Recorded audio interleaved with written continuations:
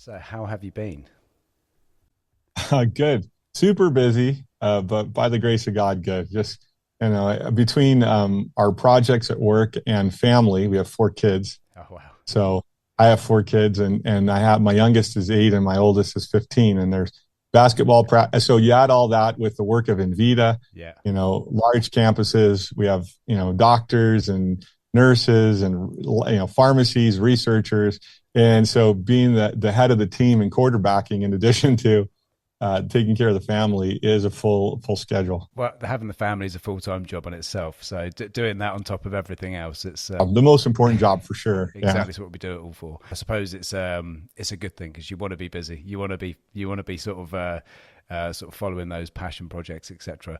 So the way I like to do things, I do like to delve a little bit into formative years, more so because I'm really interested in finding out a little bit about what makes people who they are later in life. A lot of the work I do in my coaching is like it's tied to sort of seeing any kind of behaviors or personality traits that sort of maybe have been seeded in those younger years. So where did you grow up? Well, my family moved here. My mom came from Italy. She moved to the United States from the island of Sicily when she was in her 20s. And my dad and his family moved here from Italy when he was younger, maybe 5 to 7 years old. So my parents were immigrants. And so I grew up with that culture of family, the support, the love, food, and all of the things that come with being Italian. And then we moved from Rochester, New York to Arizona when I was about 5 or 6 years old. And so I've seen this city develop, Scottsdale, like it was all desert, and it's, golf courses and communities, beautiful area now, but it's just, I've grown up around the development of that and our very large extended Italian family over the years. And so that gives you a little background there. Amazing. And I suppose that my next question was, what was it like? And what would you say you were like as a kid? What kind of personality were you? Super curious. Yeah. And a fighter, Yeah. both. So I was very curious. I had to take everything apart, the little radios, and figure out how they work, and always asked. There was always an inventor in me of how to make everything better. I think that was instilled in me at a very young age. And I always felt that there was a tremendous value in trying to find out how things work and how you can make them better.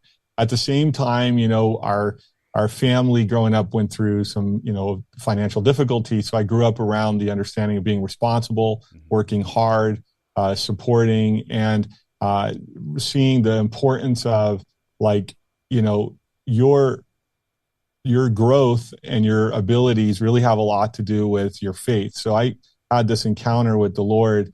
I was in my teens when I became part of a youth ministry, Life Teen, and I had this beautiful encounter with Jesus that changed my life forever and the meaning of my life, and it just, over the years, that became kind of a strength and a mission for me to always ask the Lord, what should I do? Where do I go? And develop this relationship where it's prayer, but it's a guiding hand to every little thing I do. And I have a lot of miracle stories I could tell you. I call those that are, those moments, I think everybody has them, but they don't see them, where you see the hand of God touching your life or changing a direction. And I've had a lot of those, and a lot of those that have brought us to where we are today. I call them moments of magic. It's synchronicities, coincidences, things that I think throughout life many people are just kind of conditioned to ignore and get again and see them as coincidences. But I think when you actually start looking at them as these moments of magic, I think you actually start seeing these patterns, and they can actually be the things that you can follow the path that they set out for you if you actually start recognizing them. Yeah. And, I think every person is born with a set of gifts, they have talents. And I think those are part of the makeup of our life. And if we pay attention to those gifts and we connect with God in the sense of using those gifts to make a difference in the world, and we make that part of our prayer, Lord, use me to change the world, make it a better place, that prayer does get answered. And it is an exciting ride, and it does come with challenges, but it's so worth it because it creates for an enriching life, a life that has mission and purpose. So it's helped me to look at everything we do from an eternity perspective, right? We're here on earth doing our thing, sharing, helping, but then there's a point where our life goes to another, another dimension, if you will, heaven. And it just is this continuation of this relationship and love with God that we originate here on earth, but it's only the beginning of, eternity. And that's really shapes a lot of my thinking, because I always think of things in the perspective of, I call it divine revelation, getting some revelation to give us an idea of making the right decisions. Everything from, I can tell you a story. I was in my early 30s when I got married, but I was dating my wife, and I had met her. I think the both of us were the only two people under the age of 60 going to daily mass as Catholics. Mm-hmm. And she walked in, and there was some spark there. But I met her, and I think within a few months, I'd been praying about this. I was like, because I'm every guy can be shy and not know what to do, but I had a prayer, and I had the sense that, okay, I need to marry this woman. I was like, wow, okay. So that day I prayed about it, and I called a friend to pray with me, and he's like, yeah, I can confirm that. So just to tell you how I acted, I immediately that day went and bought a ring, dropped everything I was doing, and I was obedient to that message. And then within a week, it was her birthday, and I proposed. And well, now we have 4 kids, but it's interesting that it's that not being afraid to act, and that's been true with all the work we've done in the clinic at Envita, all the 25 years of challenges, growth moments, seeing things that others are missing. It's all been those inspirational moments and not being afraid to act on those. And that's, I think, true of anything we do, is that there's so much available to us. If we're just open our eyes and our hearts to it, we can see things others don't see, maybe because that's our calling and we're able to go into that direction. Well, I think that there's 2 things I pick up from what you've just said there as well. Is I think, if you look at the wider picture of like the struggles that many people have, a lot of it is around having a purpose. And also coming back to what you were saying just there as well, one of the biggest problems that people do face in that is the procrastination, and sort of almost living, sort of wishing their lives away, and really not taking action. So the 2 things you've just said there is whether it comes from a religious point of view or whatever, it's finding that purpose. And whatever your views on religion, I always say that to people. It's like, well, all of the messages, if you followed them, even just from a message point of view, your life is going to be so much more enriched. It's going to be so much more. You're going to get so much more from it. Giving. Like a lot of people, because they have kind of wasted their lives, they're also not giving. They're not in a part of a community. They don't have that support network, which then also can help them to get themselves on track. And I think there's a big, big problem at the moment with a world full of purposeless people, and partly down to the actual society and the way it's been. Our education system, they want industrial workers, they want that sort of that battery worker, as opposed to people going and finding their real purpose. I had an element of it myself. I got into the corporate world, thought I wanted to be this really successful salesperson with the nice cars, and it was great in my 20s, but it doesn't take you very long to realize if you're in something that's not in alignment with you at the core. And I think too many people ignore that, either by medicating or just putting it off. And finding purpose and finding something you can bounce out of bed for every day is definitely something which is going to push you forward. And I see a lot of that with the more religious people I speak to. Most certainly, it's definitely something. It's something I was not brought up religious myself, but it is something I've definitely been exploring a hell of a lot, even from a spiritual point of view as well. I know that's a word that's kind of been co-opted, but I've been writing articles about it as well, and about sort of different things over even as my younger years. I was very interested in Buddha and got books that I just left on my shelf and never got round to reading, and they didn't resonate, and kept them because I thought one day they would. And then as I got older, they did start to resonate. The messages became clear. It's that whole thing of when the student is ready, the teacher will appear kind of thing. So I just think you need to be open-minded. But I think there's something so powerful to what you said there, is finding your way. And I was just thinking about a few things. Number one, all of the greatest self-help books written have basically been variations of Mark, Luke, and John. I always say the same messages, right? Because it's this message of God's love and that we have purpose. We have purpose because we're made in the image and likeness of God, meaning we're already good, right? If we let the Lord bless us. The other thing was interesting. I was watching this documentary recently on Netflix, and I think it was the life of John Candy, you know, that great comedian out of Canada. And he says, and in that documentary, the way he had passed away is he had his Bible in front of him. He knew it was time. He was reading. So I think when we come to that moment in our life, right, where it's the end, the final breaths, that is where we start to define, okay, what is the meaning? And I've been blessed because with the work we do with cancer patients over the last 25 years, I've been able to enact, you know, pray with, support, encouraging patients, and many thousands of them over the years, where we've had patients who've had great responses and healing. And we've had patients that, whether they came to us late or whatever happened, they weren't able, you know, it didn't extend their life as much as we'd like to see it, even though they may have had some extension. And in the end of it, there's one thing that's interesting across the board. Everybody at that moment starts to see the reality of their existence, right? Family becomes very important. The relationship with God becomes very important, even if it's been estranged or they weren't introduced. And what happens is we start to see the reality and the authenticity of our existence, which is we're all going to go, you know, like, you know, no one's going to remember us in, you know, 100 years, 200 years, maybe grandchildren and stuff. But what was the mark that we left on the earth? We all have this desire to leave a mark or to do something good or to lift each other up, to love one another. And so when you go back to that Christian message, the uniqueness is the ultimate love is sacrifice. You know, it's an unselfish love. It's one that's like, I'm pouring out to do what's right. And that's really modeled beautifully by Jesus himself, where he gives his very life. But I think there's this process where we find meaning in the most simplest things of life. Your life kind of becomes, I always say, like a prayer when you're thoughtfully living at every moment. It's like before you have that encounter with your wife or your children or your people on your team or your employees or your boss, you're doing that with I call it a spirit of goodness and faith. So you're coming at it from the perspective of, how am I going to help or lift up the moment? How am I going to be positive? How am I going to be victorious and not a victim? How am I going to be, instead of, you know, and these little things oftentimes are the internal battles that people go through within themselves. And it goes back to their childhood, their relationship with their parents. They need inner healing. They have to let them go, love them, release them so that they can go where they need to go as people. So there's all these spiritual and emotional traumas that hold people back. And I've seen it over the years, from sexual abuse, mental abuse, or growing up in sometimes difficult environments or different traumas of all different kinds.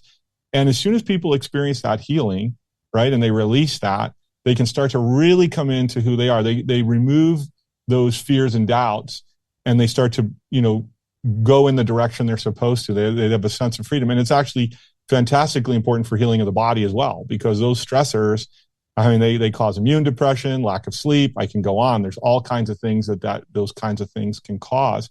And so I think there's a big part of us developing, you know, ourselves as people, but at the same time, there's healing. And the more we faith, we forgive, we let go, we let the Lord into our lives, it's an exciting ride. I mean, it's really, you start to be free and start to move in the right direction. A lot of people say, surely there should be more to life than this.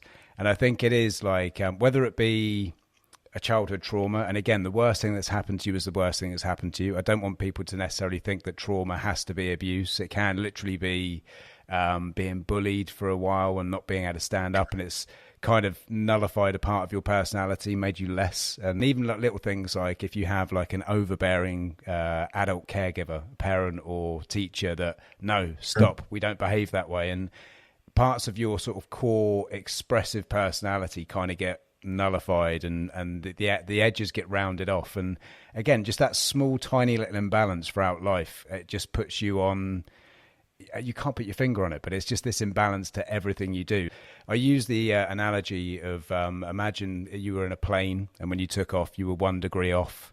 You're okay at the start, but by the end of your journey, you're miles off course. On the physical side as well, I work on the nervous system with breath work. And while I'm not saying that the nervous system is the cause of everything, everything starts with that nervous system imbalance. So whatever it is that's firing it off, whatever your trauma, your stress, your imbalance that you've picked up, puts you into that fight or flight nervous system chronically. That means your digestion's not working, as you say, on the physical side, endocrine system, immune function, and it just cascades and cascades. And all these things that tie in together, finding that purpose, finding that core person of who you are, because I think a lot of people live and speak through a filter. I mean, I did for 32 years, but yeah, it does start with that purpose and being brave. And I think I was reading the number one deathbed regret was, I wish I'd been brave enough to be myself. It is. And you think about what you just said is like, we're all broken. There's nobody's perfect, right? In fact, we identify more with people because we're like, oh, I went through that too. You have a family that did, everybody connects with being real. And I think we as I always like to think of us in the world more like, term is like brothers and sisters. Like we all are different. We come from different backgrounds, but we have a lot of similarities. We want to be loved. We want to have purpose. We want to make our life worth something, doing something good with the gifts and talents we've been given. And I think for the most part, when we realize that we're all broken, we can put away all the masks, just be who you are, be authentic. And yeah, you'll be challenged. Yeah, if you do it right, you'll be challenged. That's good though, because that builds the character, and that makes, I always say, you have a greater reliance on God because you need strength to get through the journey. But in essence, you feel free, and your talents and gifts and whatever the Lord has given you, it's like there are things people are good at. If they can just pay attention to their talents and their gifts. Not always necessarily, I would say, yeah, it may be something you love too. It may be both. But sometimes you're just really good at this. And there's a talent that's developing, especially with young people, because I worked in youth ministry for like 26 years with teenagers. And the one thing I heard over and over again was just encouraging them to use their gifts and talents, and be not afraid, be bold. Nobody wants to fit into a mold.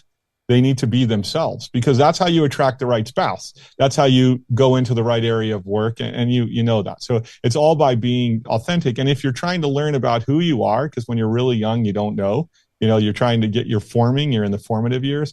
That's why my recommendation is for a lot of when we work with younger people, when I was doing youth ministry, was constantly be journaling. I always encourage journaling, and I always encourage them like reading the scriptures and journaling, because they were being very authentic about what their struggles might be, where their talents are, what's going on in their families. And they could really start to explore these as they started developing. And that's a problem with universities today. They don't develop the morals of the person. It's like an academic game. You might pass a bunch of tests. Doesn't mean you know anything, but it's the moral development of the person. It's the spiritual development of the person that I think is the key. Because if you develop those along with the education, now you have, very powerful tools that you can, put to use in the world to make a difference. I think the unfortunate thing is quite often when you talk about education as well, is all of the things that do teach morals, like religion, that they've sort of kind of been so attacked. I mean, even like I say, I wasn't brought up as a religious person.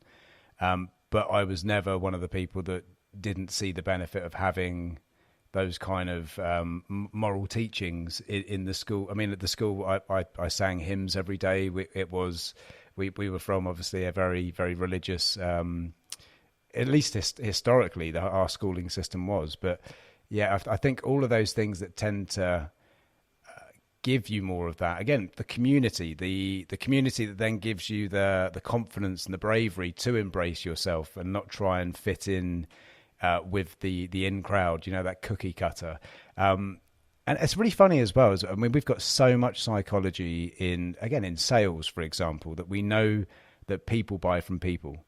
People buy from authenticity. Yet we all want to try and put on the Instagram life, rather than being brave and actually embracing who we are, and actually maybe losing a few people and finding a few people that are more in tune with us. We know that people buy from people, and it's actually probably easier just being rather than acting through life. Yet we put ourselves through this filter, and it's a crazy. And again, I think social media has really, really exacerbated it.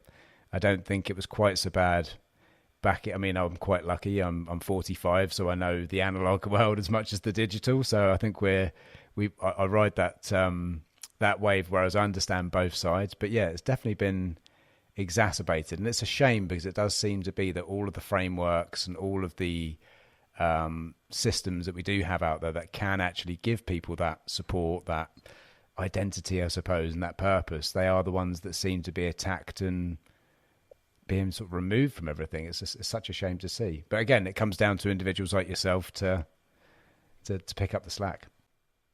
I think what makes you unique also makes you beautiful. That's also, there's this unique thing that I heard years ago from a Catholic priest. He said, what makes you unique is the beautiful design that was created that needed to be brought into the world. So all of us have these, he used the word irrepeatable, precious human life, because there's nothing like the human life. It's a beautiful gift. You see that with your children. You see that with the people you encounter. I see that with the patients. These are beautiful people and families. And the thing that we need to remember is, like, what makes us different and what makes us unique is also what makes us beautiful. And that is part of what I think can change our conversations in the world, is the beauty that we all bring. Meaning, you may have a different idea of how to solve a problem, but we all bring a beauty because of the fact that, we're created by God. We're beautiful. We have gifts in us. And I think that's one of the hardest things, is for people to actually say out loud, I am beautiful. I'm a creation of God, and I'm here. There's a lot of people just still have to receive that. They're in a place where they may not feel like they're enough, and that's cultural stuff. And social media is not a good place for any of that skill to develop. We need real relationships. You need to put the phone down, go talk to people, go out, go play sports, go do all the real interactions we grew up with. Those are really important. And today, it's a lot of what we're seeing is facade, because, you could do these social things and they're fake, because you don't really get to see the person. You're just getting a few minutes of the conversation, and it's all edited and everything. And now it's shorter seconds, it's like 10 seconds, 50. So that is not relationship. That's more of entertainment, really, more than anything. But it's hard for specifically children to separate that, because that's been their reality since they've been little. It's like, oh, this is the way the world is. But the reality really is, no matter how, we've seen a lot of celebrities over the years and politicians and so forth, and they're not the same as they are in their social world. They're very different in person. They're more genuine. They're real people, right? They have to have a persona. And I think if we can just remember that that's television, that's TV, movies, and not the real thing. It's like an actor, you see an actor who plays a part in a movie. So it's not the authenticity. That is the same thing as when we have our relationships. You put the phones down, get rid of the social media, and just hang out, talk. Yeah, go play a sport, play pickleball, whatever you like to do, right? Go play basketball and hang out. Those are really powerful moments in that. Well, I think there's a massive issue. And I can remember this, probably having a few personal examples or situations when text messaging first came out, and just seeing how obviously you read a text how you read a text. So if you're assuming somebody's got the hump, or you've got an assumption about that person and how they're writing it, you can actually read something 10 different ways. And I think that's just fed into so much sort of misunderstanding, and that's just fueled more and more polarization. I think kind of it's what it's there for. But I moved to Portugal in 2020, and one of the main things I loved about here is it reminds me of the UK when I was growing up.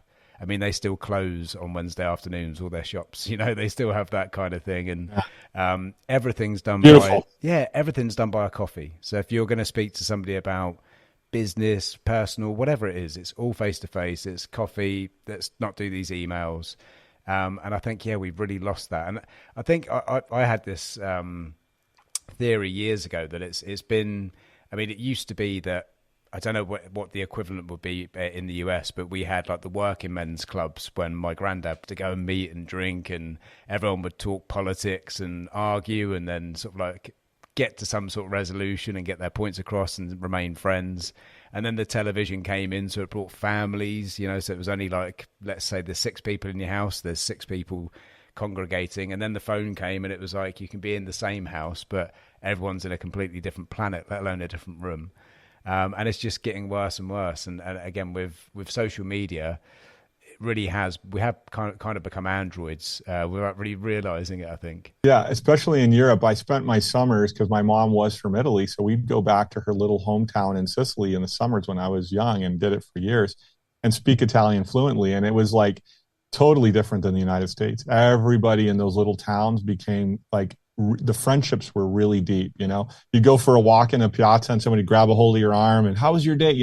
Everybody. And I noticed that everybody in the town, even people that may have been handicapped in some manner, they weren't handicapped. They were seen as they're part of the community, and there was they're part of our community. We love them. And that I think that is also really, really an important thing of community and culture. You look at all these blue zones where people are living so much longer. Yes, even these places are here in Portugal. You'll see they're getting influenced by Western food. It's not what it used to be years ago.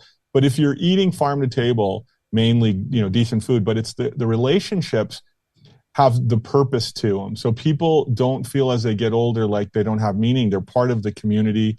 They have relationships with their friends. They look forward to that little walk or that political talk in the evening, and then they go back and have that again the next day. And the old and the young and everybody's together. It's not like in the United States we have the assisted living, everybody gets separated. We are usually not as close to our neighbors.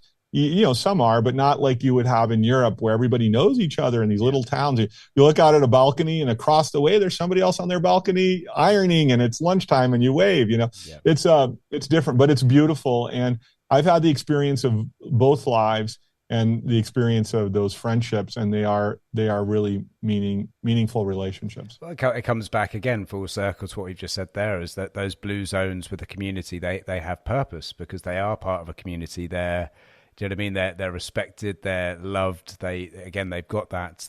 I used to do this thing even in where I lived. I grew up in a little place called Hayling Island, and it was a great place to live, surrounded by beaches, lots of parks, very safe.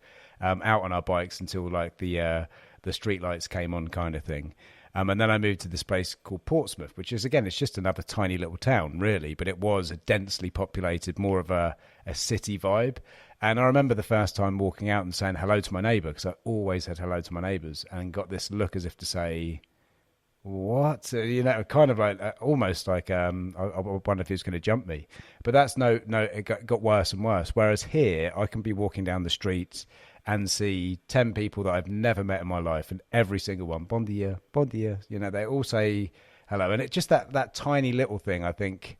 Again, even if you look at like loneliness, just as bad as smoking 20 cigarettes a day, for your health. So it goes without saying, if you've got that community and that support network around you, it's definitely going to help you. And the metabolic side helps with the fact that they have a lot more sort of fresh food. That's one thing. Another thing with Portugal, I was really surprised to see they've just released Europe's the percentage of processed foods eaten in each European country, including the UK. The UK consumer, and about 50% of their diet is processed or ultra processed. Portugal's the best in Europe. It's 13%.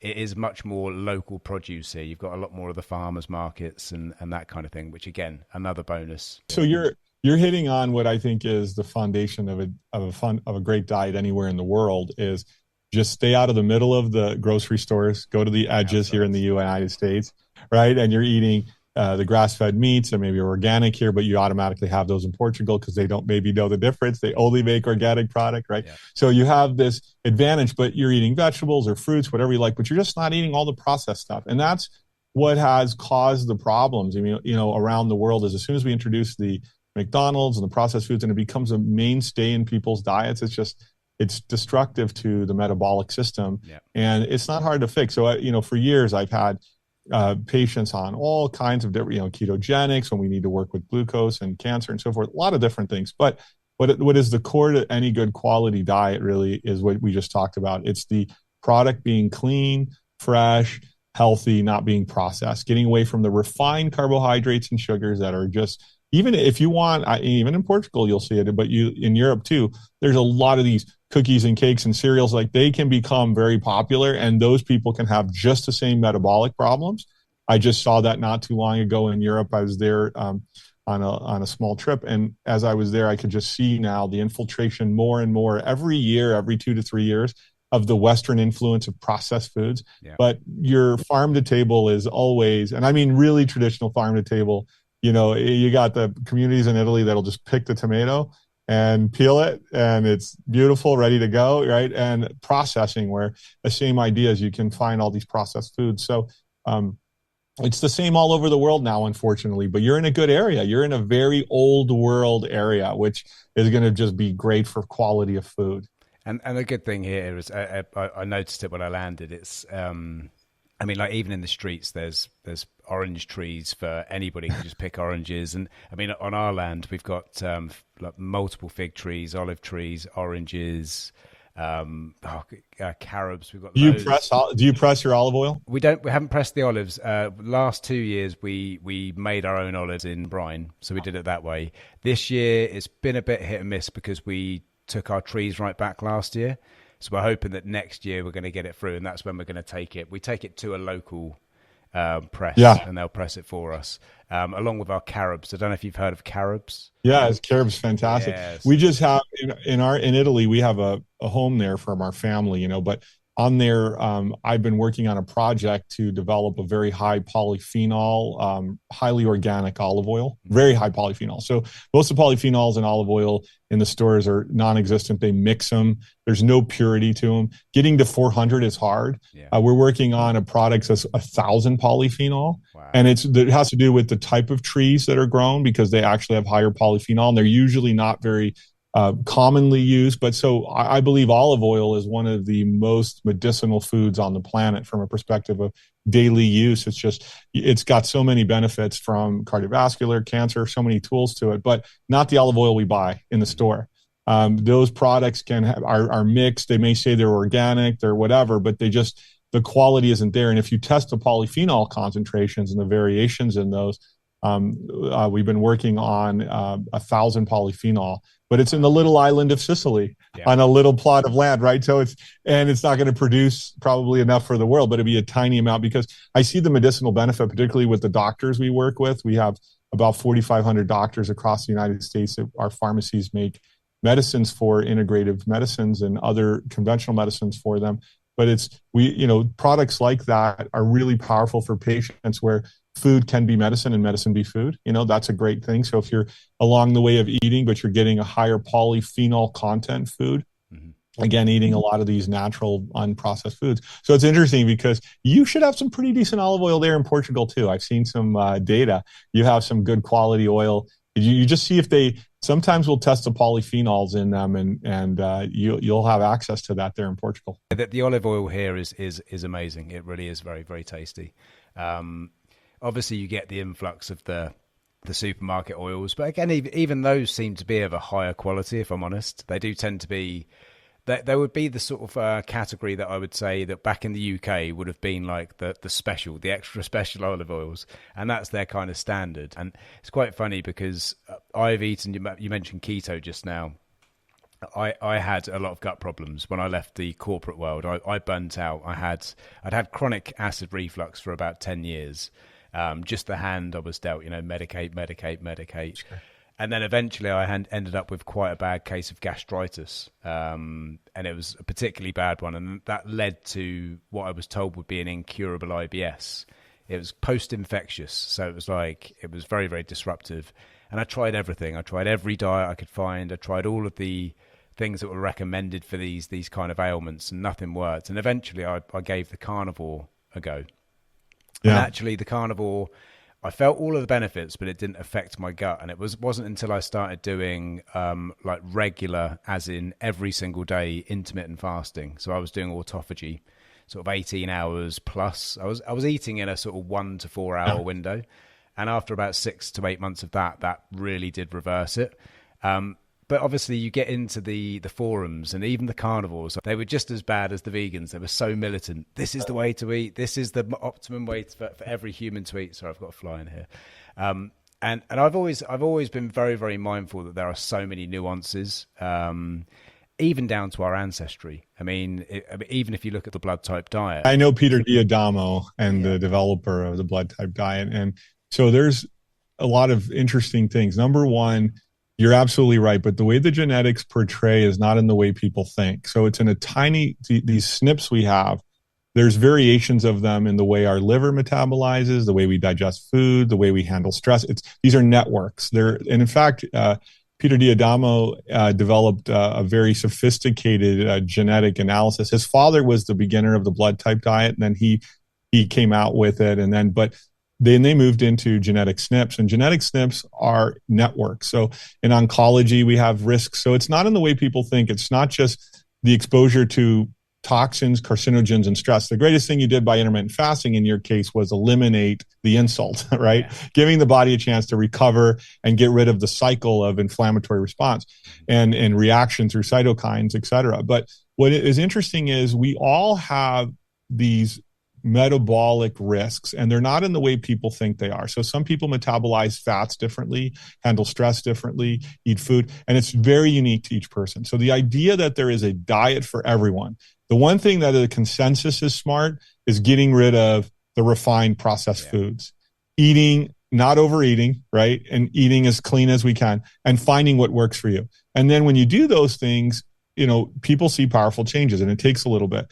But this idea that there's a one diet for everybody is wrong, because I've just been doing this for 25 years, you know, lots of different people and patients. The needs are different. Like IBS, whenever you're talking about IBS is inherently a stress condition. Yeah. It is a nervous system reset and sometimes it goes all the way back to childhood. It can be different things where everything just affects the digestive tract. Every bit of stress, and it's no surprise to me. I'm so excited to hear you're doing breath work and teaching people breath work. Breath work is one of the most powerful ways to getting rid of IBS. It's one of them. When that combination with cleaning up the diet, intermittent fasting, right? Doing those and breath work, because you're resetting the nervous system. Your nervous system has been on this, you know, I'm being chased by a bear all the time to, I'm going to reset, take control. Yeah. And you get that sensation in the body of, oh, this is what it feels like in this moment. You know, during breath work, there's always a breathing period, and then there's that like absorbing it into the tissues and into the nervous system. And that's very powerful because it breaks these patterns we have that drain the adrenals and cause stress, because a lot of people's stresses come from they're unaware that they're stressed, meaning they're just, right, I got up this morning and had my coffee and they're doing all the right stuff, but they're running, and they're not in the moment, and they're not able in the moment to be like, be still and be like, this is wonderful. Like my body is powerful. I can heal. And there's a process in that. So this idea between that what you were talking about, IBS, cleaning the diet and breathing, I can now see clear. You know, I've been doing this for a long time. I've been training doctors for years. So I can see already, you know, talking to you, like you're on the right path for your health, because you got away from the busyness, got into your life mission and your breath work and your diet. Well, of course, you're now set up an environment for health, right? An environment for your body to do what it does best, which is recover and heal. That's it. I mean, coming back to what you said at the very beginning, where you said as a kid that you like to take things apart and see how they worked. It's quite strange, actually, because I didn't necessarily do that, but the more I've analysed my personality type, especially in the last sort of 10 years, it's like going through my healing.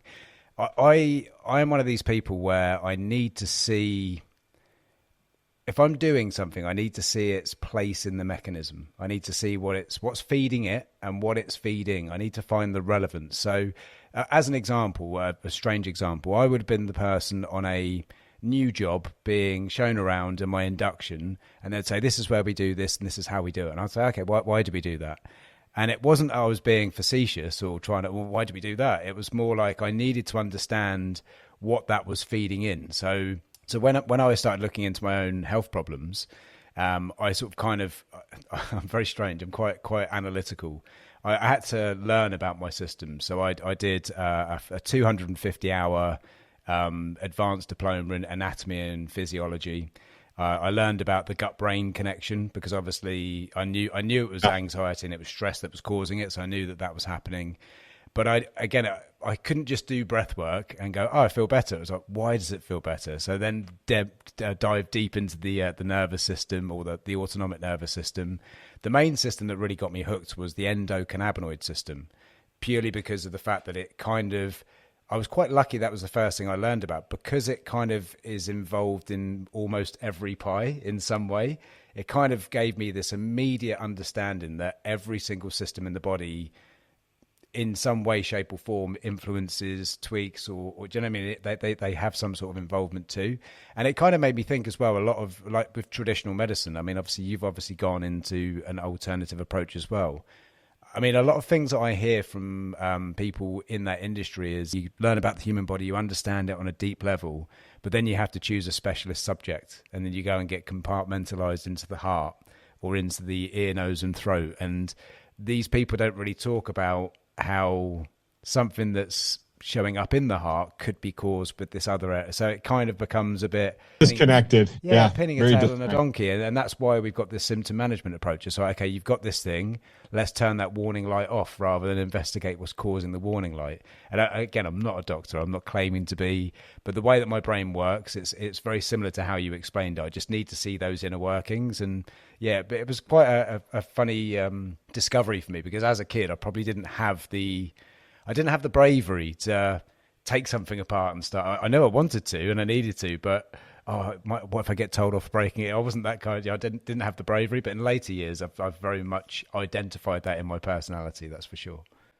So think about that. That's where we had spent I spent the last 25 years of my life taking cancer apart in many different ways. So when everybody today is excited about ketogenic and metabolic, we did it 25 years ago. We've done all of these. What I can tell you is, whether it's the conventional system or the alternative system, the problem is we need precision and targeting. We need to not be biased, because there are some chemotherapies that in the right dose would be very fantastic, but they're not going to harm you because they're correct for you. Where if you're given too much of the dose of the wrong thing, which happens to most patients, I see 90% of our patients are on the wrong medications coming just from the standard of care. And here's why that's a problem.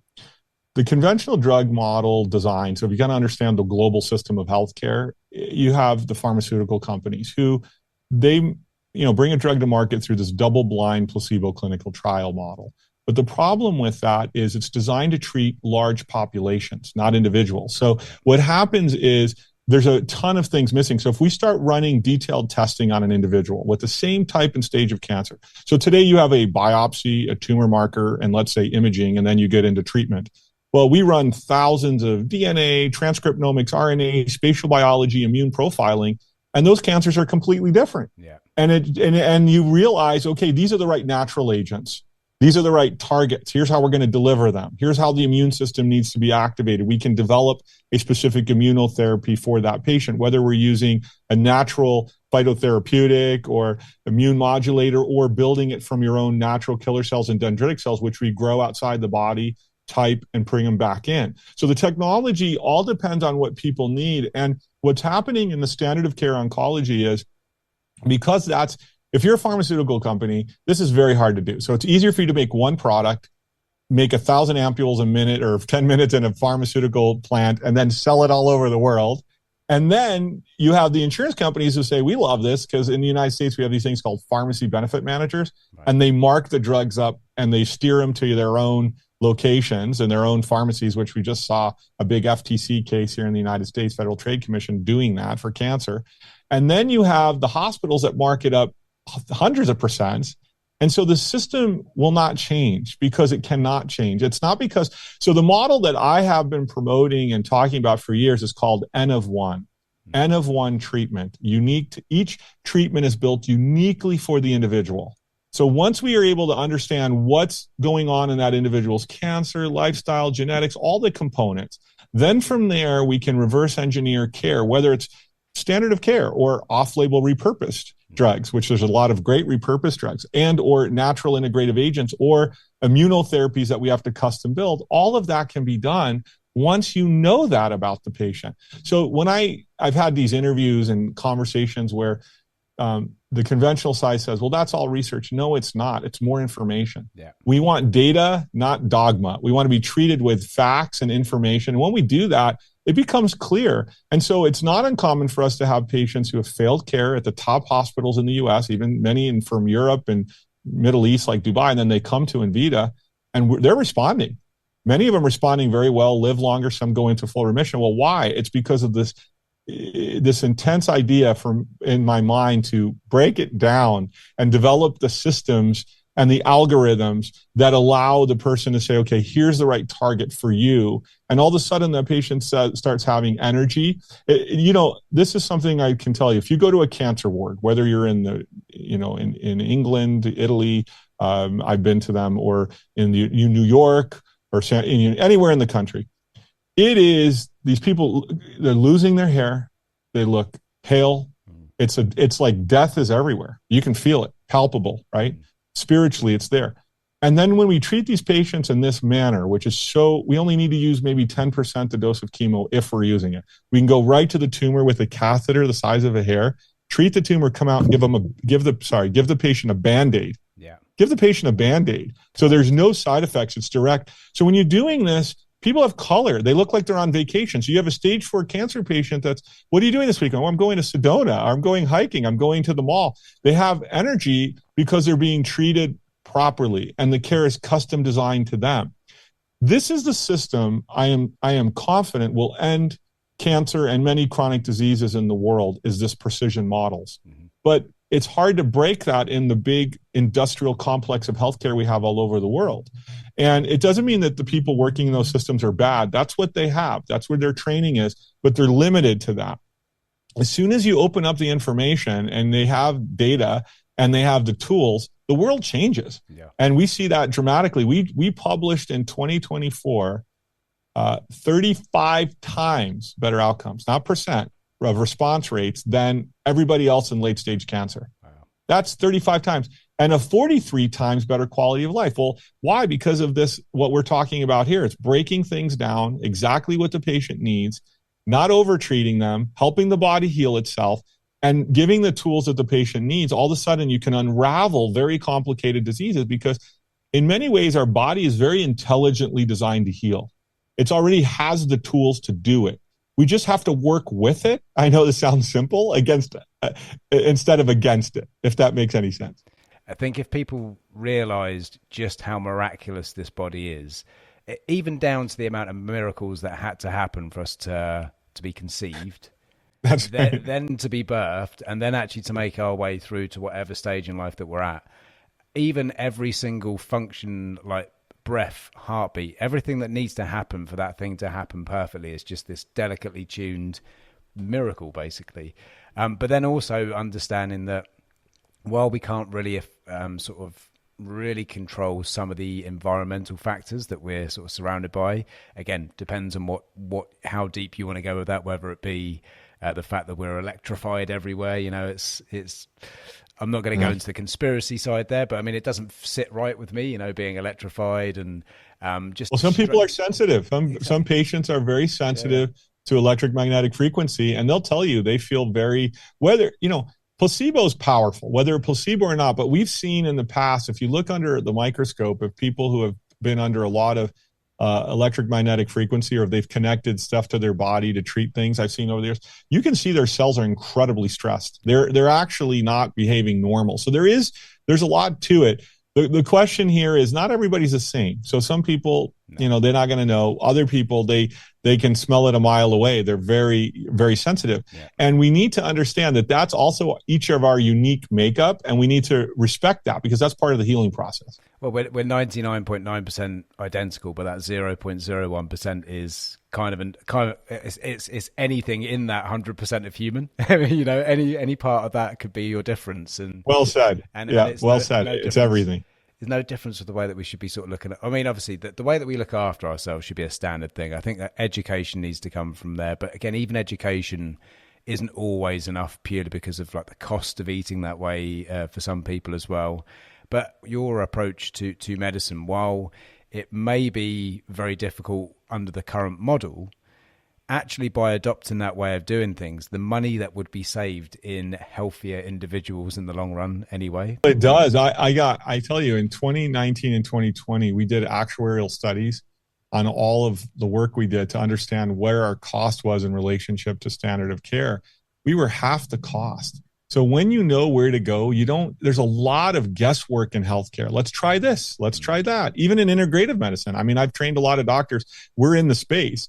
We're top in integrative medicine with the technology we have, and there's still guesswork. Let's try this. Let's try this.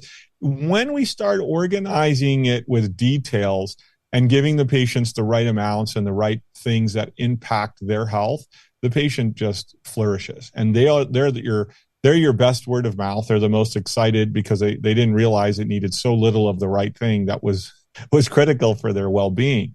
And the problem is that's not the hard part. It's the system. The systems, you think of England and you think of all that, the country like England, how many people are employed by the healthcare system in England? I mean, you're right. It's a lot. Yeah. And it's these are very noble work. God bless the people. They're doing fantastic work. But our systems, to retrain our systems to incorporate this kind of model and thinking would be brilliant.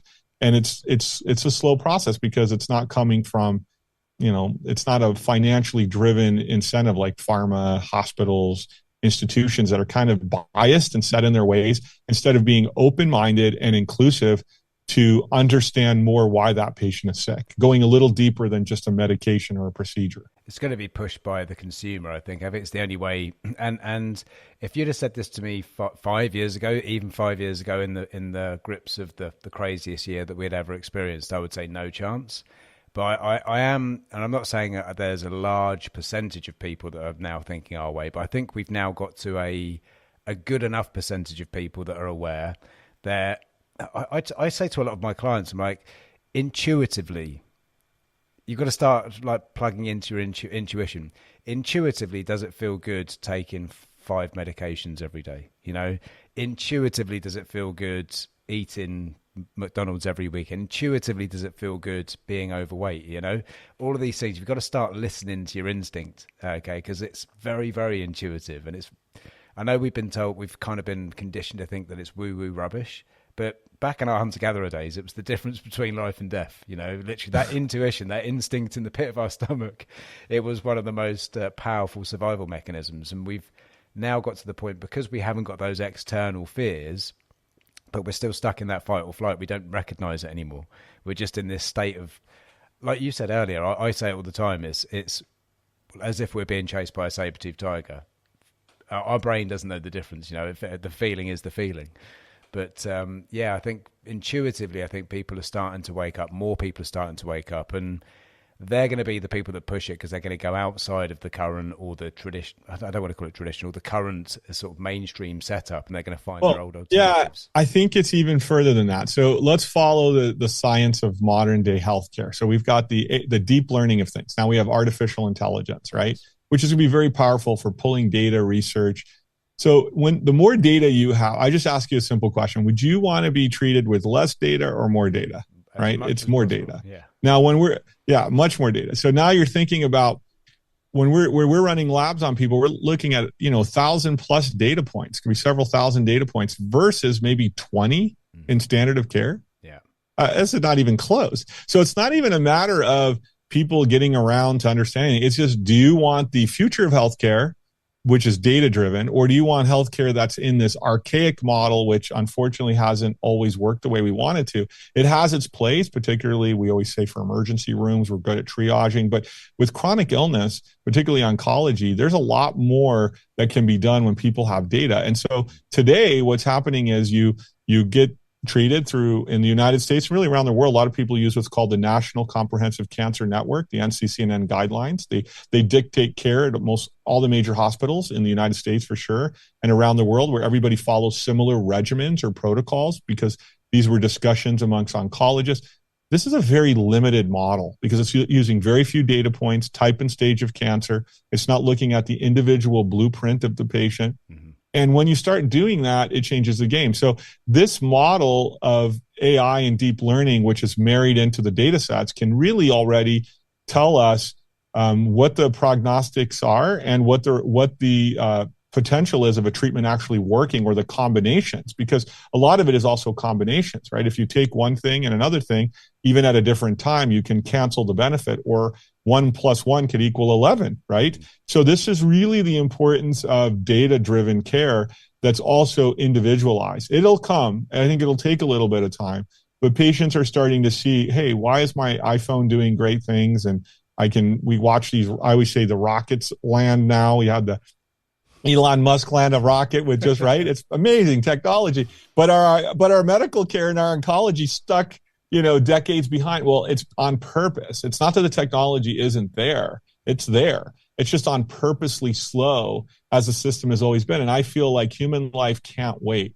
People, you're alive. and you're going through this, you can't wait. I mean, that's the mission of Envita. It's, people don't deserve, they can't wait for something to eventually become available. They don't have that kind of time. They need that developed for them now. And that's essentially what we do. But that's where I feel that there's this drive for human life to protect and defend it in a way where people are worth that. Our dignity is worth that. It's worth, fighting to save somebody's life and not just saying, well, that didn't work, we'll try this. That didn't work. Okay, you're off to hospice or whatever that is. You're going to die. And then how does that affect the family and all of that community? Where instead, if we could reverse engineer what's wrong with them, get that target on board sooner than later, they're going to have a much better chance at living. And a lot less guesswork, because right now there's just a lot of guesswork happening. Like pinning the tail on the donkey. And I think, like you say, if you did treat everybody as, even if they had set protocols, but everyone that comes in is treated as a blank canvas from a point of view of, like you say, finding out what it is that you're dealing with. I mean, even little things like there's, a lot of people don't even know this. There's like things like mutations in genes, like the MTHR gene. Certain people, about 40%. Very common. Yeah, and that makes a very big difference to the food that you're fueling your body with, and it could be something as simple as that's fueling that imbalance or at least contributing to it. So if you're not actually taking these sorts of things into consideration, again, you're kind of throwing over a big blanket and hoping that you catch enough of the people. One of them is infectious exposure. So many people have infections. You could have Lyme disease. It's linked to breast cancer. There was a published paper just recently. You can have viruses, bacteria, fungus, parasites. People are exposed to these things, but they go on. But what they don't know is that it suppresses their immune system. And then a mutation goes unchecked because they already have metabolic issues. And so it's the storm. Oh, now there's a tumor or whatever. There's a series of things. So nobody's doing root cause analysis properly. I was looking at people, according to the World Health Organization, like 13% of cancers are caused by infection, but that's only because we're not testing everybody that are cancer patients for infections, because it's like, why bother? We're treating their cancer. But if you'll look there, you'll see Epstein-Barr, cytomegalovirus, HHV6. You'll see all these parasites. So these infectious diseases are also important, along with chemicals and heavy metals and exposure. So if somebody's lived in farming areas and they've been around a lot of pesticides, all these things are part and parcel to this blueprint for an individual. To ignore them is a mistake, because the disease will either come back or it'll come back in another form. I've been doing this for 25 years, and I can tell you, as soon as you strip that causative agent, everything starts to respond better to care. Yeah. That's another big part, particularly the immune system. So this is why we need to, like you said, address healthy living, but we also need to pay attention to our environment. And there's ways to test for these things so that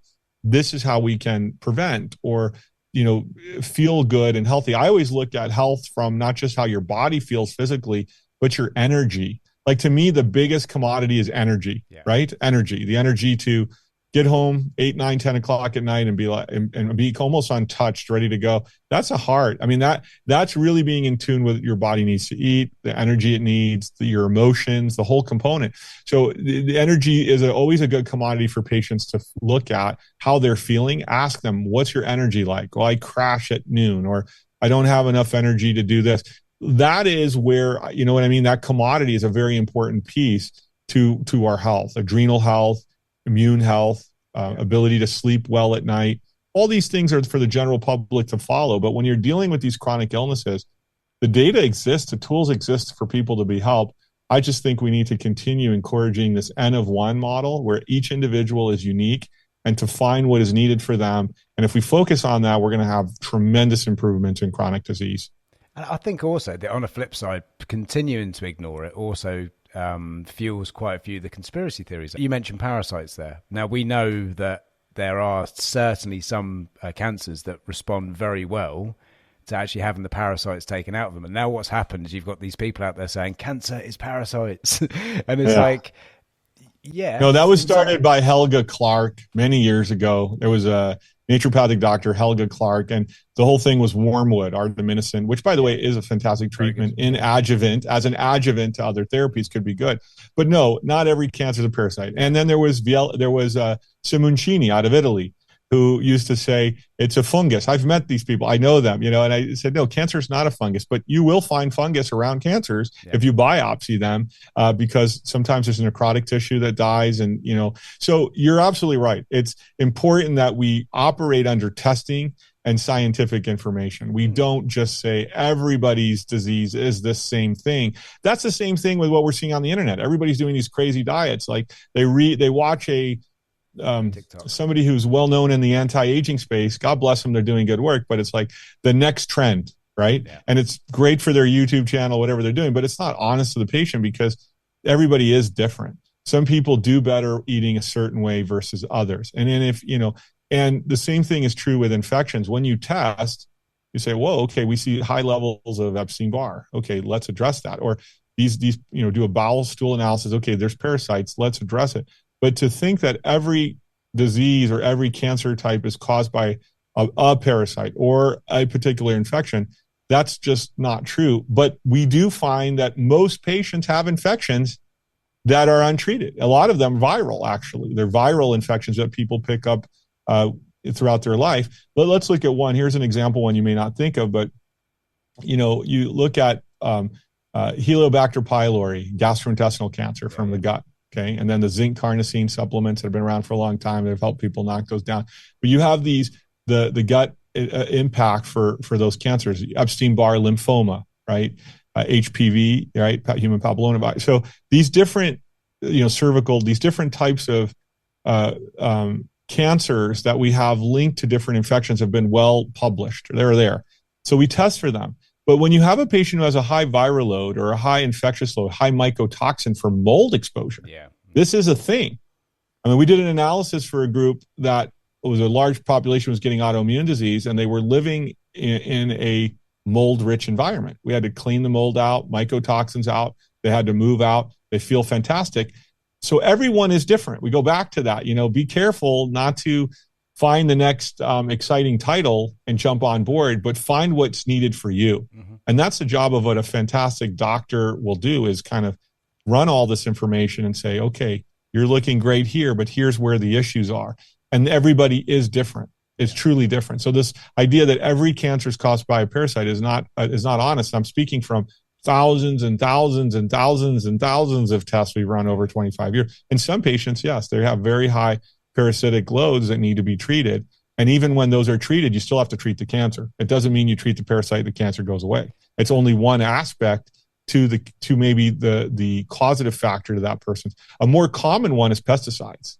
That's a more common one you'll find is pesticides. When you test patients, they have very high level of pesticides, and those need to be cleaned out. So heavy metals, everybody has some heavy metal exposure in the world we live in, but heavy metals are as just as important. So, and all of us have these inborn errors of metabolism, meaning different ways to metabolize these things in our body that are genetic weaknesses. Some can metabolize better and worse. And in that aspect, we become more susceptible to collecting more of these harmful agents to our body. 100%. And that was the point I was trying to make, is it's like all of these contributing factors that on a scale of these are all the things that could be contributing, doesn't mean that everybody's going to have them. But when you have this other approach and you have this kind of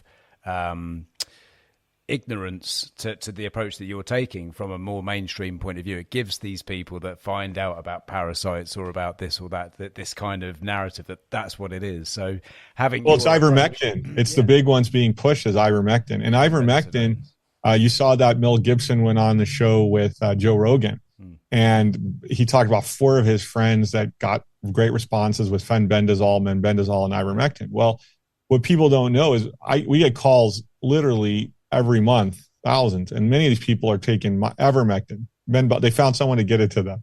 They're taking methylene blue. They're doing all these things, and their cancer's still there, or they're doing chemo and it's still not working. And the point is that in the right scenario, that agent can work very well. It can help on tumor microenvironment, immunity, but which chemo are you taking? What's your tumor microenvironment look like? Is it the right repurposed drug? Again, I go back to the testing and the data, because you don't want what somebody said on a podcast that worked for 3 people. You want what is needed for you. And that's where looking at these 1,000+ data points is so critical. So you don't aren't just trying things and guessing, which is what unfortunately people feel like they have to do because their physicians and the ecosystems of the healthcare that they're experiencing doesn't have the infrastructure to do this kind of deep planning and care design for them. I think the more people that go down your type of route, I think the more this is going to become more knowledge people are going to get on this, and they're going to understand that this is something that is very individualized. And again, the amount of people that I speak to that don't have their bloods taken, and I'm not saying to have it done every week, or some people are obsessed by it, but at least never to know where your sort of kind of ground level is at the moment. It's something that's very important. Again, coming back to any kind of illness, where are your mineral levels? Are they chronically low? Is your zinc up or down, and magnesiums, and even these sort of real sort of base areas, people don't really understand that it's really their responsibility to make sure that they're okay there. Because again, keep on top of these things, eat good food, preferably single ingredient, but at least whole food, and then you're doing the best you can to make sure these things aren't actually getting ahead of themselves. Well, we have essentially, I call them the 3 or 4 horsemen. You have cardiovascular disease. I'll tell you how to prevent that in a minute. It's very simple. You have cancer. I'll tell you how to find that and take care of it. Very simple. And diabetes, our metabolic disease. And then Alzheimer's, dementia, which can be very metabolic too. So the first one, we look at cardiovascular disease. And yes, diet is hugely important. Lifestyle is important. But some people may have like an elevated LP little a, lipoprotein A, and they could be very young and get a heart attack at 40, right?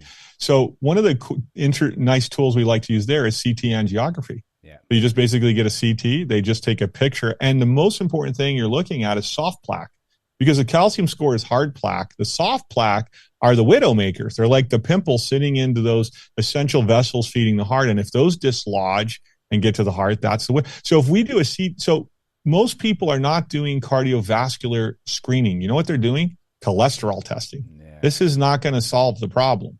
Or, so what you really want is to look at a nice image of a CT angiography. You can look at the heart really nice and say, wow, my heart's clear, looking good, and maintain that. So if we see something, you can go right in. We've developed unique chelation formulas for those types of things you can do. There's diet and lifestyle retest.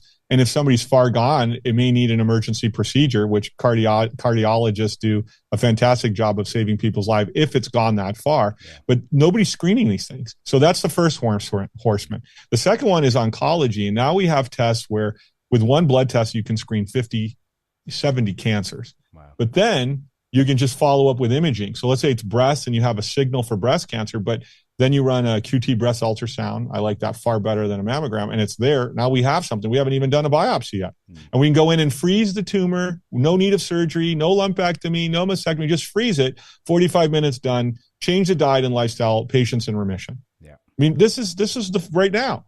And so that's oncology. And metabolic is pretty simple, right? You look at A1C, fructosamine, the way your body handles glucose. We're all a little bit different. Clean up that diet. Like you were talking about, some people do better with intermittent fasting. Some people that are hypoglycemic may need to eat a little sooner. They find their window, up their quality proteins, vegetables, etc. And their diet is operating better with activity, and their metabolics improve. They increase their phytonutrients by eating lots of good, foods that have great preventative properties like green tea and cacao. You have fantastic cacao where you're at, some of the best in the world. A little bit of that chocolate every night, that's at 80, 90%, all these little things. But the point is that nobody's doing the testing and the screening. So the best way to do glucose is, you can get them now, put a continuous glucose monitor on yourself for 2 weeks, connect it to your phone, and you will get every doubt. And you don't need to watch YouTube channels, because it's going to tell you when you eat strawberries, your sugar is high. But if you eat it with almond butter, you're okay. So everybody is so different. For me to try to develop that for you, I can tell you don't eat refined sugars and carbohydrates, and that wins. But at the end of the day, if you just put on a little glucose monitor connected to your phone and just do it for 2 weeks, for somebody who's worried about metabolic disease, you'll know immediately, okay, this is my blood sugar does beautifully when I eat like this. When I do this, I feel good, and you can check your emotions and how you feel. I have lots of energy, plus my blood sugar staying beautiful and this is the right combinations for me. So, and everybody's that different. And once you've done that exercise, there we go. We've got the 4 horsemen. We've solved cardiovascular disease, cancer, diabetes, and then Alzheimer's, dementia is in the same way. as we just talked about with metabolic disease, that's going to help. You want to decrease the C-reactive protein, the A1C, make sure all those things are good. But in addition to that, when we do the CT angiography for the heart, we also do one for the brain. Yeah. It's a picture we can take, and it shows us that you're getting the right blood supply to the brain, and there's no clotting, and because a lot of that can cause problems to like homocysteine is a common one, which when you have a methylation problem, you actually can fix both methylene, right? You can fix the homocysteine plus the methylation. Yeah. And most people, we could say almost 50% of the world has methylation issues. They need the right forms of B vitamins and glycine and other things they can do. A little supplement on methylation makes a world of difference. Diet and lifestyle. And there we go. 1, 2, 3, 4. And we did it in less than 3 minutes. And if we just did that, the world changes. That's it. That's simple. It's funny. I mean, it all comes back to a little bit of agency. It just taking that responsibility, isn't it? I mean, I think responsibility back in when I was younger for my parents' generation was going to see the doctor, just the GP visit. And I think actually, because we've also got a lot better sort of resources available to us now, so there's no real reason why we shouldn't. And again, things like the methylation test, the MTHR, that's a one test. You never have to do it again. It's not going to change. So just having that little bit of responsibility, finding out where you are. I think a lot of people don't want to do that because it's like, I don't want to know, but the best time to know is now, not put it off for another 10 years. So easy to treat. To treat. You find something like that. And these CT angiographies, you can go, you're going to have them in Europe too. You have to ask for them because normally the doctors in the United States, they do, they go to cardiac angiography where they actually want to go into the blood vessels. You start with this. And the reason why I like this over just a stress test, which is good, you can do those, is it takes a picture. You're literally looking in the heart. You can see the blood vessels for the most part. And you have AI tools now that can read it if you want and gives you a percentage of soft plaque or not. So you go, wow, your heart. So if you're eating a diet and someone says, well, gee, you're eating too many fats, it's kind of irrelevant. Are they healthy fats? Because those healthy fats in your genetics might be fantastic, where I might need more olive oil because my family comes from the Mediterranean. We do better probably with fish and olive oil. I don't know that, but yes, when I do the test, I can see that and I can screen cancer. If I find cancer in its very earliest stages, you can avoid surgery. Yeah. I mean, we literally can go in and spot treat. It's so quick, but you need to be connected with the right doctors that are working in this type of space because those are the horsemen. And if you do that type of screening like we do, you don't have to be scared of dying. No. People are very scared. They walk around, they go, I'm having heartburn. Is this a heart attack? I'm like, well, let's do a CT. Oh, it's clear. I don't need to know your cholesterol. And these cholesterol drugs sold worldwide are pretty useless. There are some use cases, but they're pretty useless because, that's not the secret to good health is low cholesterol, right? Because you need it for hormone production. You need it for healing. You need it for immunity, LDH, right? You need all that stuff. So especially when you look at LDL, you need that for your immune system and so forth. The question is, what's the quality of it? Is it a large or a tiny one? Is it clogging your heart? So when you take these pictures and they're very fast, non-invasive procedures, you have all the answers you need and you're ready to go. Say, okay, I got it. Or we need to make some changes. Let's retest. And if we do that screening, and this is precision medicine on the screening side, just like I talked about on the treatment side, we can really help somebody very easily, not be scared, first of all, which is great. Live your life. I'm doing the right things or make some changes to improve. And now people don't have to die from these diseases. Think about how long people could live if heart disease, diabetes, cancer, and I'm not talking theoretical. I'm saying if you do this testing, you can spot it, proper interventions, diet, lifestyle, other things. If you need, sometimes if you're far gone, you can put a stent in. That's 10 years. So if somebody had a cardiovascular problem, I'm an integrative doc, right? But you have a problem and that thing is clogged and it's bad, which we had just not too long ago. One of our doctor's fathers came through for testing and it's clogged everywhere. And he just claimed we saved his life. We had him go in. He actually was one of those patients that needed bypass because it was just so far gone. Had so many years of it was just, and it saved his life. He's going to have another 10 fit. Now, of course, diet and lifestyle and all the other things needed to be there. But most of the patients don't need that. They just need a little guidance and they can avoid those procedures. But when you need it, you need it. And he's on the earth another, 10, 15 years, praise God. So this is why we don't need to be scared. We just need to be under the care of good doctors that know what they're doing. They're going to love their patients, guide them, and get the fear out, get the right care in and live. That, we don't need to die young anymore. The technology's here.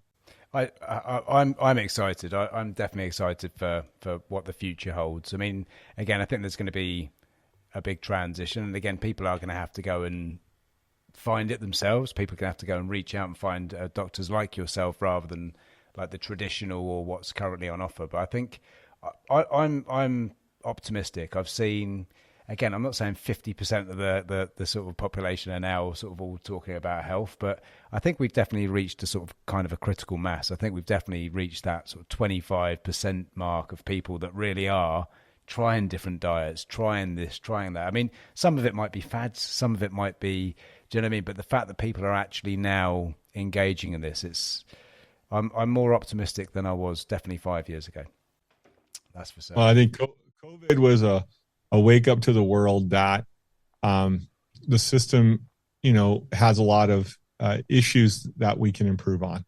And so I think that opened up everybody's world that, hey, there is more to the story in the sense that, we don't need to be vaccinating little kids anymore. We have data on all this, right? We don't need to harm people so a lot of that has woken up. I think in the United States, people have stopped trusting the 3-letter organizations, CDC, all these different companies. And not that they're probably improving now. Maybe they're going to improve and they're doing the best they can. But people realize they have to take personal responsibility for their health. Yeah. They need to be in charge of where they go and what they do, because the system is not automatically going to produce what you think it will. In fact, I always say in the United States, essentially, we have expensive socialized medicine, meaning people are paying through their insurance, but they're not getting the best technology for it. No. They're getting better technology than maybe in Europe for emergency medicine. But when it comes to chronic and terminal illnesses, if you go to all the top hospitals, you're getting the same protocols, the same regimens, the same series of care until you do something like what we're talking about, where you get into N of 1 and precision care. Then you can really start to drive your future because you have so much information, you can make better decisions. Well, and again, I mean, there's so many people out there that will say, "Oh, that the healthcare system's corrupt." And I'm kind of like, well, actually, no. If somebody's giving you, whether it's a doctor, whoever it is, it's quite mad to think that if somebody's giving you like a chemical to put into your body, that you wouldn't at the very least think it's your responsibility to look at the. You get the insert and you just have a look at the common side effects. It's not to say that you're not going to take it because you have AI now. You just go into AI and say, right. I mean, AI can build you the best diet, almost better than any nutritionist. It can build you because it has all this data built in. I don't trust all of it because some of it is skewed, but it gives you some fundamental information. What are the side effects? Can this hurt my kidneys? And what's interesting is, do your pharmacogenomics validate that drug? Because if you're on a drug long-term, it can shut your kidneys down and shorten your lifespan by 7 to 10 years. So a lot of our elderly people on 5, 7, 10 medications, it's actually harming them. This is way too much medication.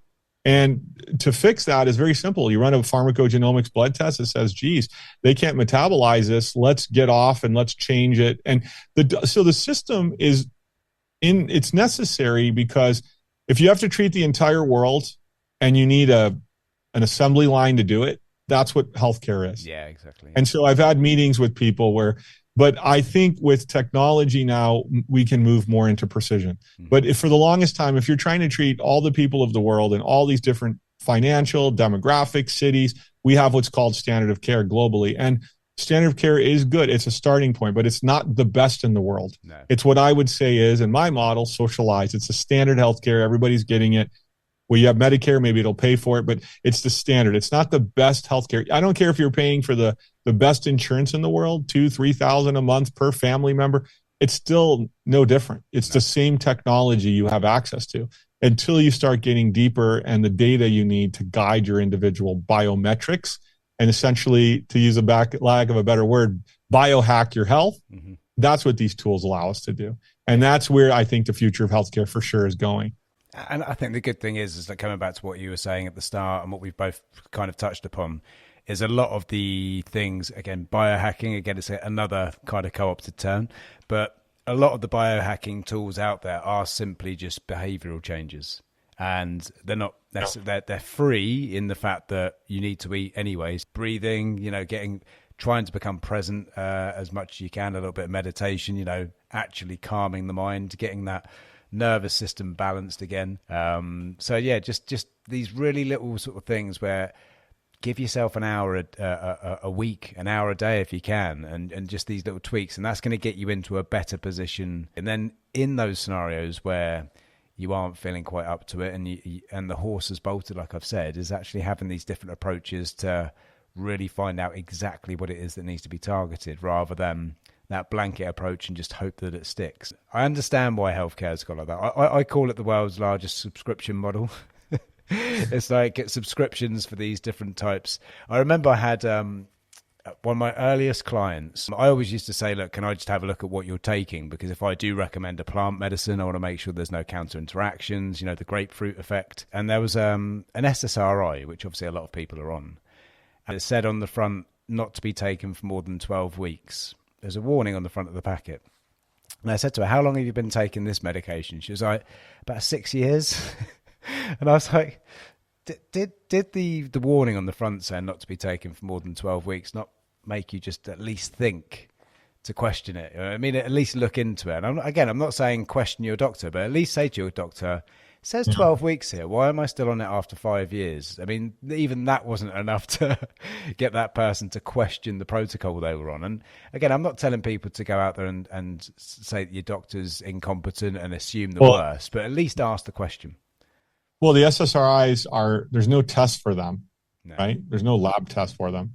And why not give new serotonin instead of reuptake inhibitors, right? That's a drug, but why not use new serotonin? Why not develop new serotonin, which you can?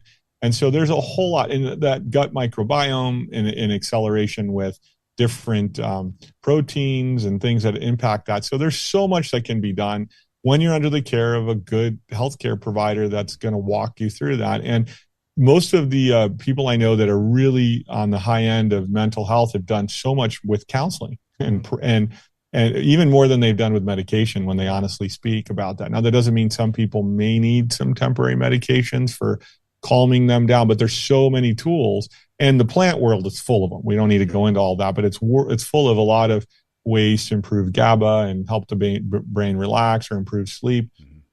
It's exciting. And I think that's an important part of people having a good, blessed life is not to be stressed. Yeah. Anxiety and worries can really steal people from their joy and steal them from what, is in the present moment, or being able to connect with their families and others because they're in this.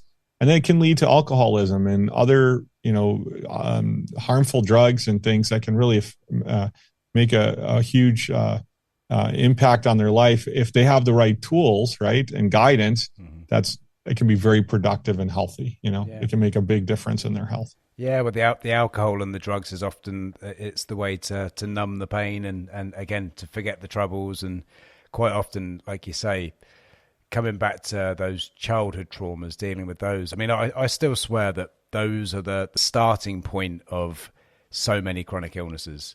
And the thing is, they're so insidious because they're decades apart.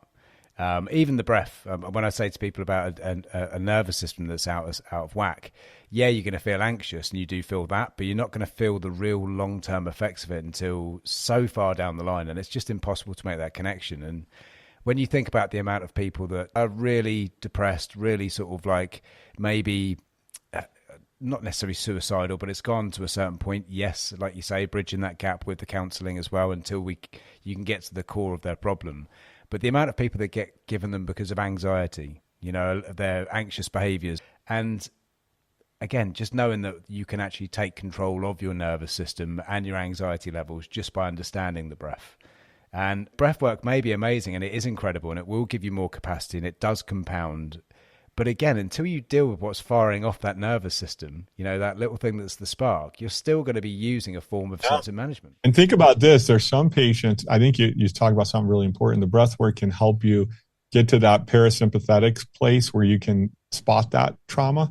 But sometimes traumas happen in the womb. I remember years ago, I took a class called Inner Healing by Judith and Francis McNutt, which was a fantastic course. It was a Christian healing course on traumas, because I wanted to know how to help patients, and sometimes it happens in the womb. Yeah. The child's conceived in a difficult situation, or is unloved or unwanted coming into the world. How do you know that stuff? I mean, right? Yeah. But there's all this moment of healing that that's why I always like the prayer component of things too, because it can bring us to this revelation and say, I need to talk to mom. Hey, mom, What happened when I was in the womb? Like things like in the womb, right? That's not something you're going to remember, but you may have trauma that starts way back when.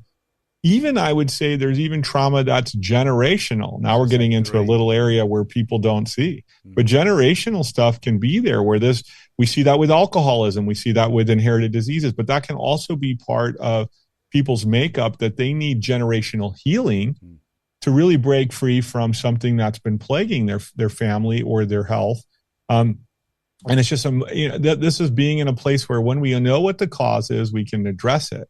And then we can pray and get healing. And then, like you said, a lot of the health that has been stolen can come back because it's been robbed from this traumatic event that happened that maybe sometimes we're aware of, sometimes we're not. Yeah. My wife, she does very similar stuff to me, but she's very spiritual. Coming up what you said earlier about cacao. She holds cacao ceremonies as part of what she does because it is very good for opening and making. I have one every morning. I don't know if it's a full ceremony, but I add I have this drink I've been making for years, which is just 100% cacao. And I add a little matcha green tea to it, ashwagandha, a little, a few other things, but then I will, blend those up and drink it. And that's my morning drink, and of course, if you up the cacao, you get that theobromine, which gives you a relaxed, great for the blood. It's better for me than coffee. We held a retreat last year, and there was a woman there talking about generational trauma. And it started off about the fact that when a female fetus is, I think it reaches 12 weeks. Correct me if I'm wrong, I might be getting this wrong. 12 weeks, they already have all of the eggs that they're going to have for their lifetime. That means that through the eggs, that actually 3 generations of females can actually be directly connected. And they were talking about like the passed down traumas, experiences. And I think they were linking it into the study where they did the study with rats. I don't know if you saw it, where rats did something in one particular country, and it seemed to pick up the knowledge in rats in other parts of the country. It's like this collective knowledge, like the don't go near that snake because if you get bitten by it, you're dead. That kind of stuff that seems to get passed down. But it all started with that fact about obviously when a child is at a certain age in the fetus, it already has all of it. Well, you see it biblically. I mean, where most of this comes from is up to 7 generations, and you can see. You look at families that have in the spiritual world, it's like they're dealing with some kind of a darkness that's over the family, a spiritual darkness. It could be abuse.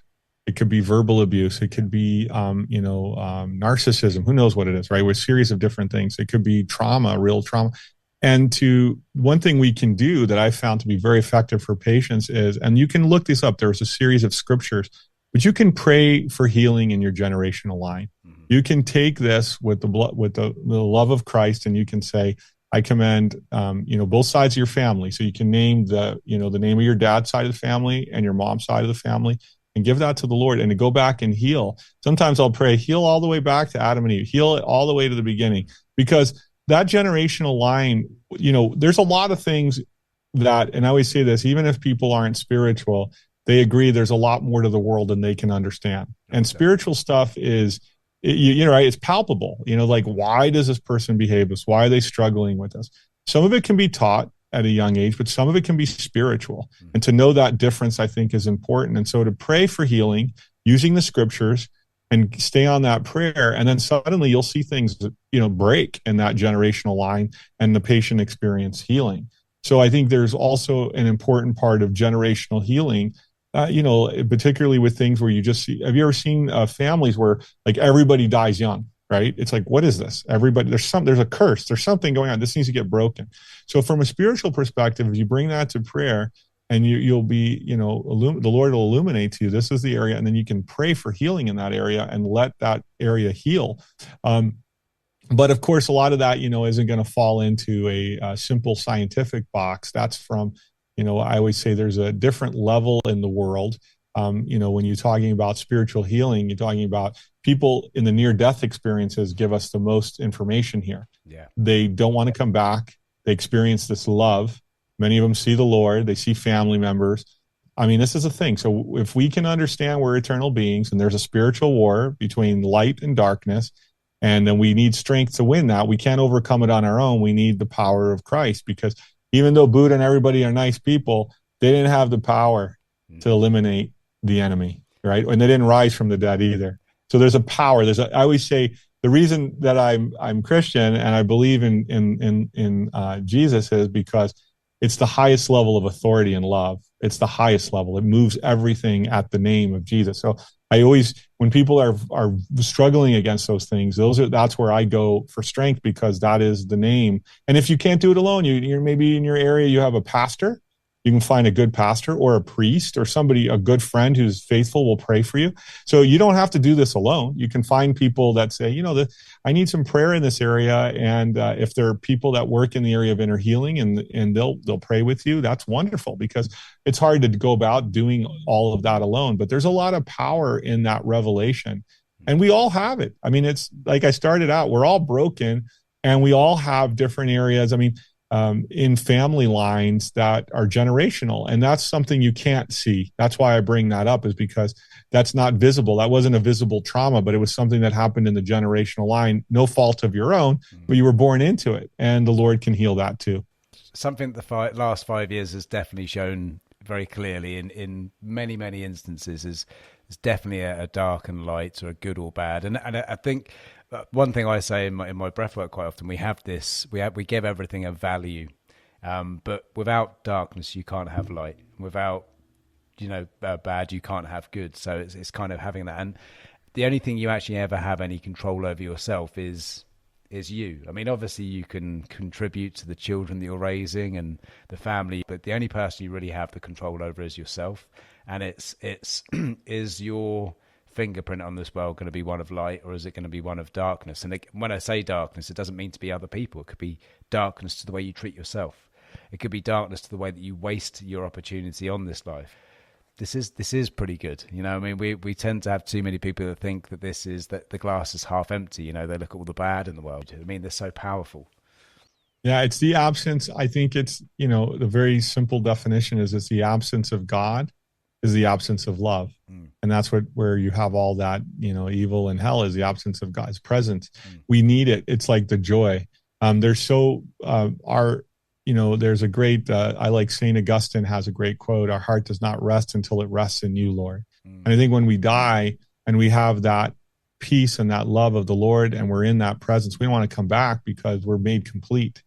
On the other end, if we've gone in the other direction, and there's been near-death experiences where people have been terrified because they have gone in the wrong direction, and that is the absence of God. So we need to choose, think of it this way. I'll leave you with this because I think this is interesting. The most intelligent thing you can do is bet on the presence of God.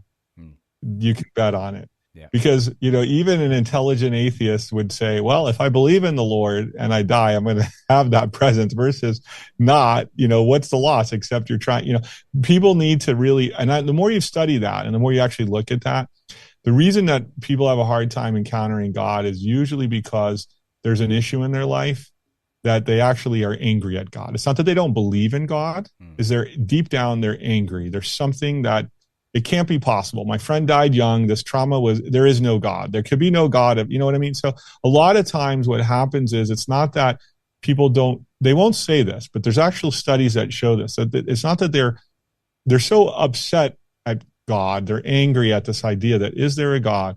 But it's not because of the fact of just like we're talking about. It's because deep down inside they're angry. There's an anger. Yeah. That something happened in their life that in their mind showed them evidence that God did not exist. But in fact, if you look at everything around us, you can't deny the existence of a marvelous, intelligent, brilliant, divine, amazing, awesome creator who created us, our very self. And that beautiful presence is what we need every day. The sun has to come up. Everything has to move in the world perfectly. I mean, even the tiniest little bacteria depends on the creation is marvelous and it's not random. And to me, that, if you love nature and you even look at those simple things, there is that points to the beauty of God. So we don't need to I always say we don't need to wrestle against God. We just need to embrace, surrender, and see this loving father. And that becomes hard for people because if they've had a bad relationship with their own father or mother growing up, they seem to reflect that on God. And so it's hard for them to realize that God would actually be loving. One of the best Hebrew words is Abba. Abba means daddy. Abba. So the beautiful thing is we don't know, until Jesus comes along, we don't know to call God daddy.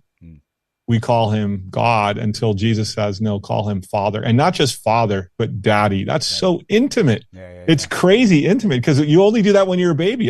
My dad's older now, and I go, hey, dad, but I don't go, hey, daddy. That was when I was little. When I was a little boy, your dad would pick you up and be daddy, you know? So there's this intimacy with God. If we would just go into that intimacy, we can experience the peace, the love that surpasses understanding, purpose, and everything starts to fall in place because we're really not in charge of anything in the sense of we are in charge of what we do with our lives, but we are, you know, we're not going to control every little detail. We're going to trust in the fact that God is with us, you know, and he loves us. And so anyways, I think that's just beautiful because I always think of that word and I think of the intimacy of our relationship with our fathers and mothers and how sometimes that could hurt our relationship with encountering this magnificent God who loves us so dearly. That is a beautiful sentiment, and actually took the words out of my mouth. I was going to say to you one thing that has had me questioning, and I do tend to push back to people that say that there is no God.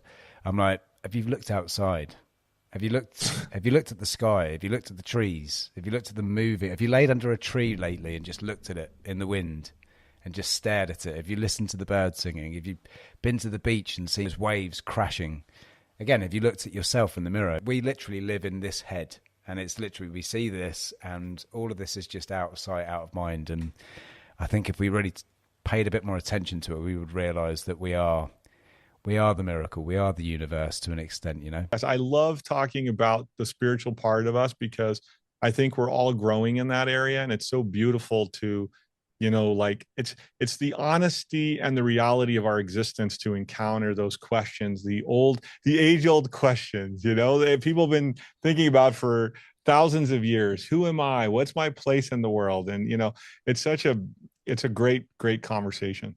I think we've also been sort of chronically stressed and chronically polarized for so long. And the States is the kind of, I suppose it's the example for everywhere because it does tend to set trends, and just seeing how polarized things are. I mean, again, I don't want to mention specifically like the Charlie Kirk thing. I think we now, I was really, really, and this is going to sound weird. I was really happy to see the reaction because so many people I saw, no matter whether they liked him or not, they were kind of at a point where I was like, enough is enough. It's been beautiful to hear, his spouse because she's approached this, I don't know how, supernaturally with the idea of a love, and we're moving in a different direction in the sense of we're in a time where, listen, the world is different, but it's not like everybody I think in the world is trying to take care of their families, put food on the table, do the fundamental things, take care of their health. We're more similar than we are different. There's some interesting things happening in the world that are complex, though. We have a tremendous amount in Europe. You have in Europe right now, because I see this in Italy, because I have family there, tremendous amount of Muslim influence, but these countries aren't set up for Sharia law. So you just can't import that. That's going to always be a rub, right? Not that Muslim people aren't fantastic. They're wonderful people, but the Sharia law component, that doesn't work well in the West. That needs to stay, right? So that's going to be a rub. As far as people's ideas of, you know, there was just, it's always a balance when you think about it, you know, the idea of respecting the individual, the family, the person. In the United States, I think we reached a point where people were done with just woke language, anti-family language. So this is what we see. And it's just, we just know it's not healthy. Like, it's not healthy. It's okay to have ideas, but it's not, from a medical perspective, we can't be just performing you know, gender changing surgeries that are mutilating young people's bodies, that kind of stuff. It doesn't matter what side of the aisle you're on. It doesn't resonate. Like, it's one thing if somebody's an adult and they feel or whatever is going on, but to do this to a child, you know, so we're reaching a place of common sense where things are, will sort themselves out. I think what recently happened in the Middle East is very interesting. I hope good things come from it. Of course, there's a lot of behind the scenes we all don't know, but from the perspective of people are meeting and talking about peace, that's a good start. So there's always an agents of change that need to be come into the world, and they're usually not ones that are popular people, but they're willing to do what others aren't.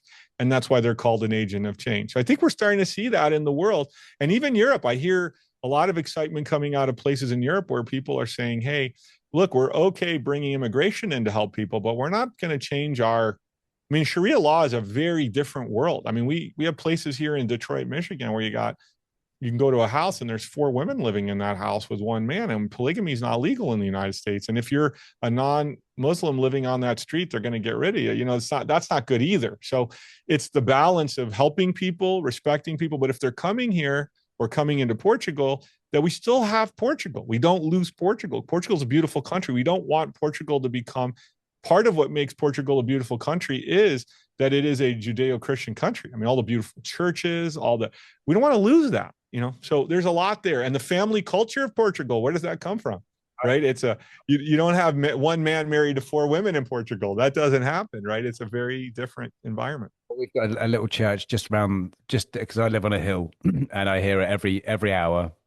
And the funny thing is when the bells go, it's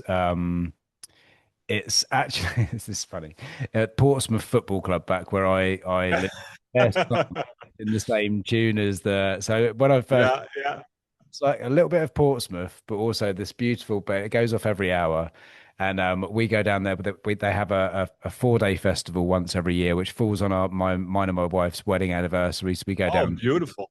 But again, it's just every single generation of family lives together here, and there's that. But no, coming back to what I was saying earlier, the difference I noticed is in 2020 when a certain person died, there was burning, looting, riots, and cities being taken down. And the other week when somebody very, very synonymous and very well respected by millions died in front of our very eyes, and people were holding vigils and to their neighbors and turning to God and turning to decency. And that's what I was going to say to you just now is it's like woke. Much a better way to handle it. Much better way to handle tragedy, right? But woke basically is, yes, we should be decent. We should be decent to anybody. Okay. We should be understanding. We should also use common sense that until somebody is an adult, they can't be making decisions like the one that you mentioned earlier. So we should use a bit of common sense, but we should always be decent, empathetic. We should be Christian, but when it gets to the point where actually you have to forego any kind of opinion, right? Or that doesn't work. That's why America had gotten so, with the previous administrations, had become so woke and politically correct that it was no good anymore. So that what you're seeing is every time there's something, the balance is going to come in. And what you're seeing now is like, look, we're done with all this. How do you hire, for example, the DEI hires we had in the United States, right? Diversity, inclusion. You just want the best person. Like we have everybody in our company, all different colors, all different backgrounds. You want the best people. You don't want the person flying your plane to be a DEI hire. You want the best pilot. So this is nonsense. It's common sense, but we've started to move in a direction where common sense was out the window. The inclusiveness was not about inclusiveness. It was starting to encroach on family values and morals. Like if you turn on the Disney movies, you have to be careful. The kids get into something that's totally unfamily ready. So we're in a different time. And I think the world is open, and Europe is now very awake. I've been seeing a lot of stuff coming out of Europe where everybody in Europe loves, they have no problem with foreign areas usually, but when the immigration becomes to the point where it's changing the culture, and like you have to be careful that your wife can't walk to the grocery store, that's not good. And that's where we're seeing now in the United States is that opposite side. And that's frankly why Trump got into office, was because of this. He was the only one speaking loud enough and strong enough to say, we're going to change this. He was the best person for you, to be quite honest, but whatever people say, we're very much on the same wavelength. So I do think we should have a follow-up. It's all over the world. It's happening right now. People are becoming awake, and it doesn't mean that the other side, whatever the other side, I think people are all between in the middle, but it's an answer to what was going on. People just want to be safe. But thank you so much for today's interview. I've really enjoyed this. And so before I let you go, obviously we've mentioned the medical centres that you have. If you'd like to sort of like mention anything at all in particular that you're promoting or you want to push people towards, or even if you just want to give a bit more information on how people can reach out and find one of your medical centres that may be interested, that'd be awesome. Yeah, so if you want to reach out to the medical center, it's Envita, ENVITA.com. So ENVITA.com. And if you want to learn more about cancer, and I have a podcast that's called the Dr. Dino Podcast, Outsmart Cancer, and it's all about cancer, and it goes into much more detail on technology and what's going on in the industry. And that's an opportunity to just have open discussions, and people can listen to those. I think there's a YouTube channel for it, but there's also Spotify. Anywhere there's podcasts, you can listen to it. And if you're interested in cancer's newest technologies and evolutions. And I do try to also include the spiritual components in there too, to help people as they're going through that difficult time in their life. So I'll put all that in the descriptions. Hopefully people will sort of go and check that out. I'll obviously give you a follow as well on the podcast. That'd be really interesting to hear that. But Thank you very much. Thoroughly enjoyed this conversation. Well, may God bless all your listeners, and may they be enriched by what they hear, and may their lives be blessed. Amazing. Appreciate it. Thank you very much. Cheers for tuning in, guys. Thank you very much.